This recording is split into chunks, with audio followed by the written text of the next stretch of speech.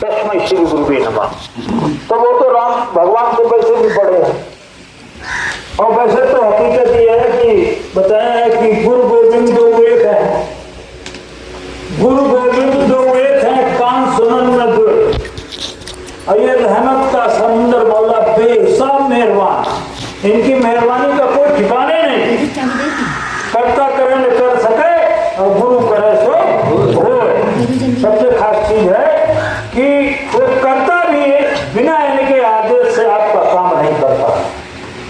जब तक इनकी संस्तुति नहीं हो जाती है तब तक संसार का आपको कोई काम वो करता भी नहीं करता। तो इसीलिए कहा गया करता करे न कर सके और गुरु करे सो होए। बिना गुरु के आप देखिए सबसे बड़ी विडंबना है कि हम काल के देश में रह रहे, जो तीनों लोगों का स्वामी है। अब हमारे अंदर बैठा हुआ है जिसको कहते हैं मन। मन जो है बड़ा बलशाली है, बड़ा ताकतवर है, तीनों लोगों का स्वामी है। और इसको जब ये जीवात्मा उस सचखंड से नीचे जब उतारी गई तो ये मन रास्ते में मिला, साथ में नहीं आया, रास्ते में मिला था। और जो सुख ब्रह्मलोक में इसको मिल रहा था उस सुख की तलाश में ये भागा भागा फिर रहा है। और वो यहाँ कहीं है नहीं तो मिलेगा एक से कच्ची चीज, और थोड़ी देर के लिए उससे भी मन हो गया कि बातचीत मिली नहीं, थोड़ी देर के लिए फिर मन मिल गया। मन की हमारी स्थिति यह है कि जैसे गंगा जी में लहरें उठती बिगड़ती लटती बिगड़ती बिगड़ती, तो ऐसे लोल लहर मन एक पे एक आवत। हमारे अंदर मन की चेतनाएं जो है जैसे एक तब नहीं पाई चलो खत्म कर चलो। तो गुरु महाराज ने इसलिए बताया कि मन को साथ में लेना पड़ेगा, और जब तक मन को साथ में नहीं लोगे तब तक आपकी साधना नहीं हो पाएगी। इसीलिए कहा कि बड़ा बैरी है मनगट में, किसी को जीत ना सकना।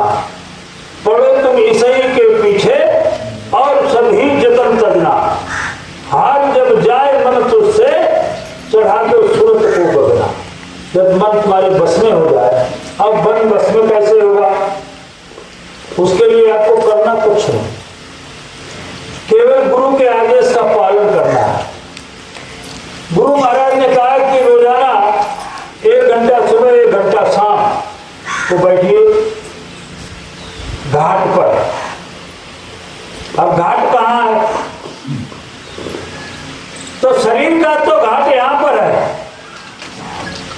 और इसके अंदर जो चैतन्य जीवात्मा है उसका घाट यहाँ पर है। उस घाट पर बैठे, इंद्रियों के घाट पर नहीं, उस घाट पर बैठो रोजाना 1 घंटे। मन लगे तो बैठो, ना लगे तो बैठो।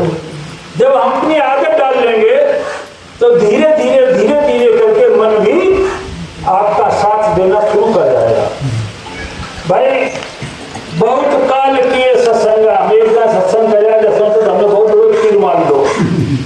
गोस्वामी जी रामायण का बहुत काल किए सत्संग, तब आगे चौपाई क्या है लिखवा को जाए, तब हमारो मति को भ्रम दूर भव। एक बार सत्संग सुनने से हमारी बहुत सी समस्याएं, क्योंकि जीवन काल हमारा थोड़ा बहुत थोड़ा, हजारों बार मनुष्य शरीर में आए, फिर दूसरी योनियों में चले गए, कर्म बनाए बिगाड़े, और ऐसे इस तरीका से हम बराबर भटकते रहे। और जब हमको मौका मिला उस मौके का भी हमने फायदा नहीं उठा पाया। फर्क इतना रहा कि काल पुरुष कभी नहीं चाहता कि आप यहाँ से निकल के जाए। ईश्वर जो है कभी नहीं चाहता कि आप यहाँ से निकल के जाए। बड़ी उसने तपस्या की, किसकी? सत्पुरुष की। तब जाके हम जीवात्माओं का भंडार उन्होंने पाया, और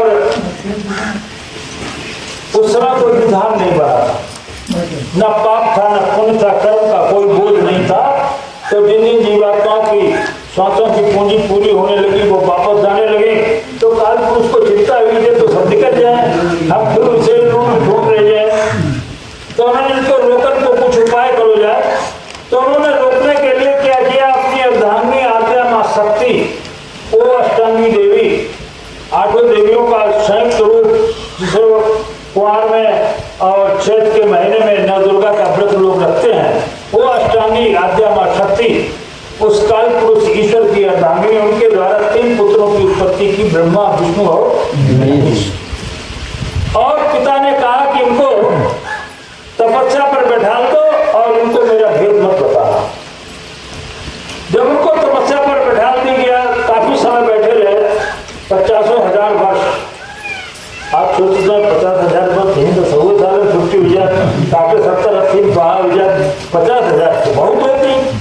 हकीकत ये है कि 4 युग हैं, सतयुग, त्रेता, द्वापर, कलयुग, और हर युग की उम्र अलग अलग है इस मनुष्य शरीर की।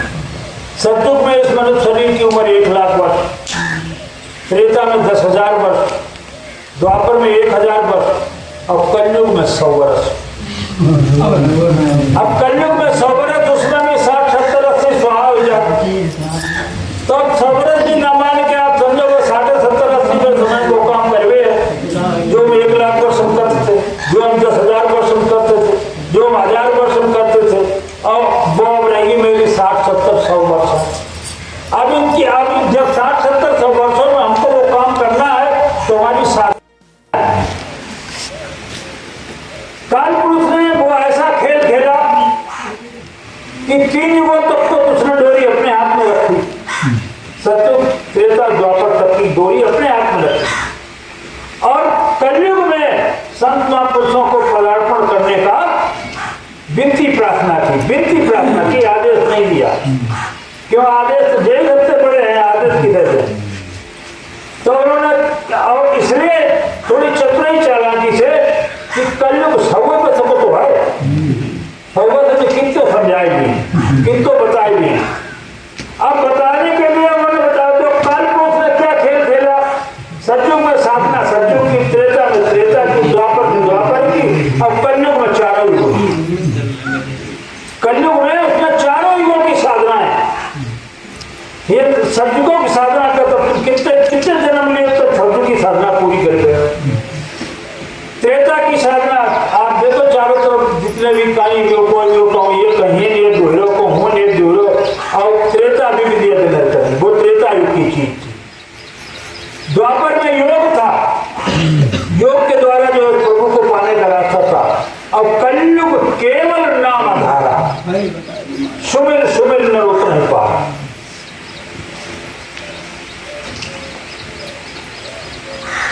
कलयुग में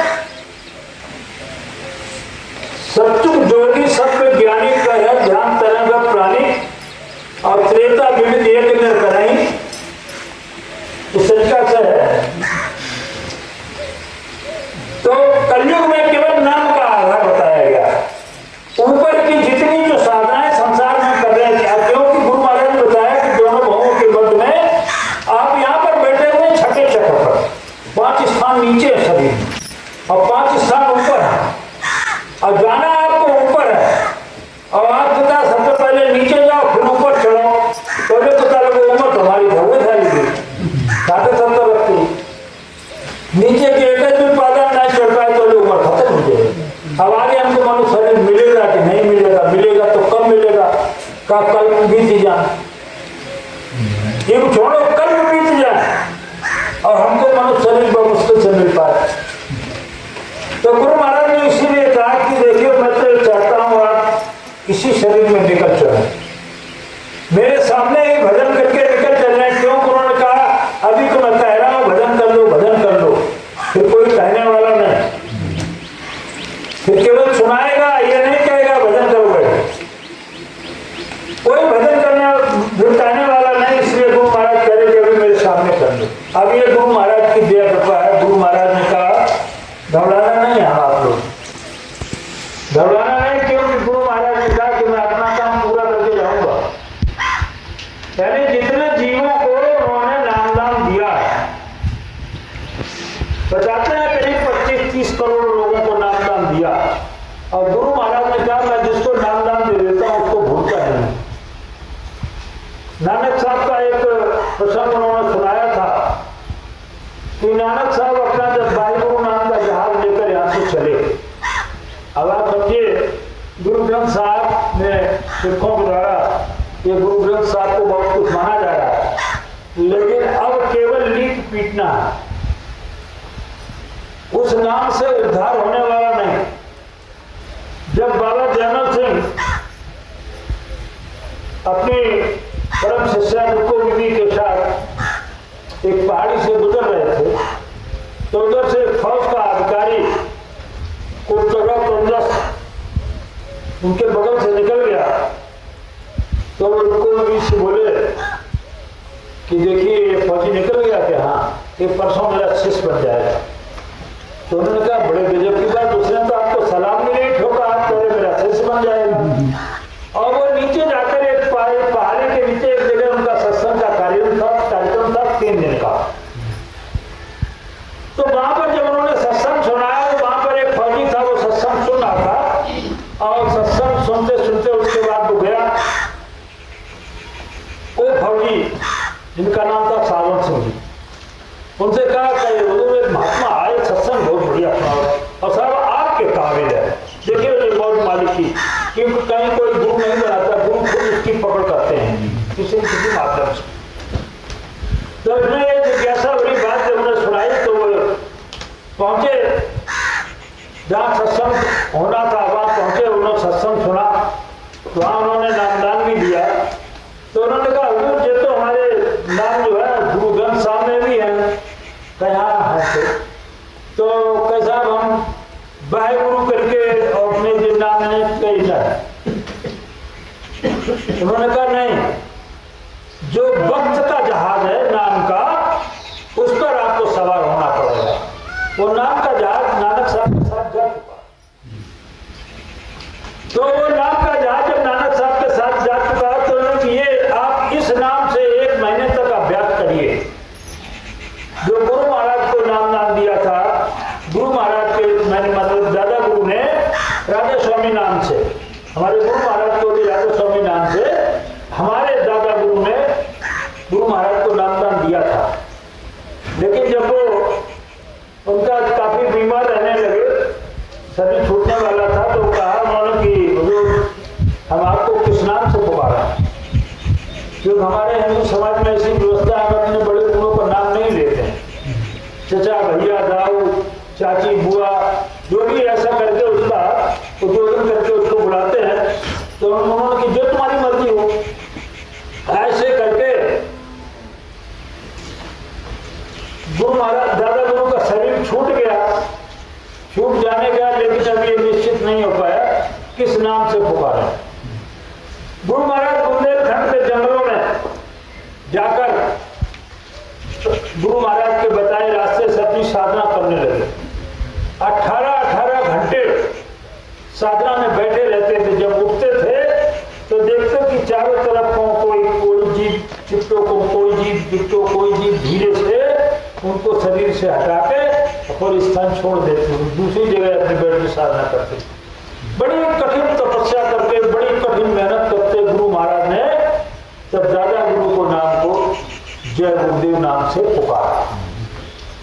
गुरु को जय गुरुदेव नाम से पुकारा, जय गुरुदेव नाम दिया। ऐसे जय गुरुदेव नाम तो भक्त का जगाया हुआ नाम।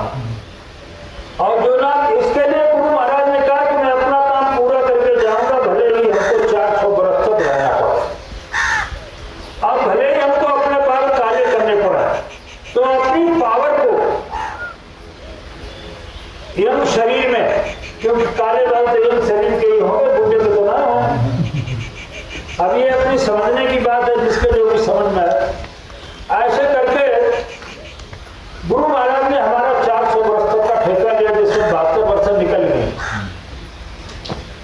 गुरु महाराज ने 10 जुलाई सन 1952 को ये नामदान देना, बनारस में ही नामदान देना शुरू किया। और अब हो गई है 24 जुलाई निकल गई, यानी 73वां वर्ष शुरू हो गया। 400 वर्ष में 73 कम हो गई। ये 400 वर्ष का समय क्यों दिया गुरु महाराज ने? उन्होंने 4 जन्म का ठेका लिया है। पहले तो उन्होंने कहा कि यार मैं तो चाहता हूं कि एक ही जन्म में निकल चलो, और जिसको नामदान दिया उससे तो भजन तो करवा ही लूंगा। बोले कि मैं वो जरूरा हूं जिसको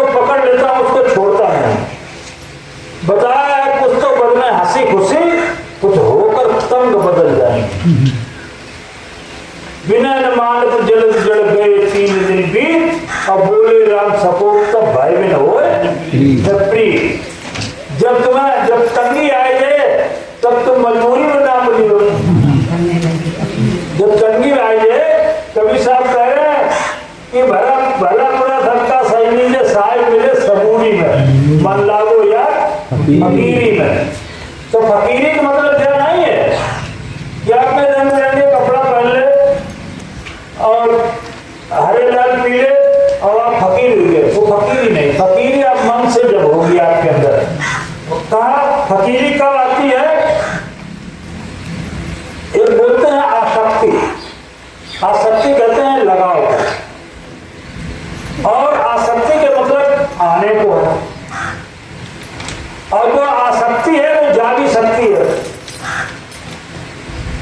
जब जा सकती है तो उससे लगाव किस बात का? जब हमारा हर चीज से लगाव खत्म हो जाएगा, भले ही हम सोने में गड़े हों, मेरा सोने से कोई लेना देना नहीं, तब आप फकीर बने।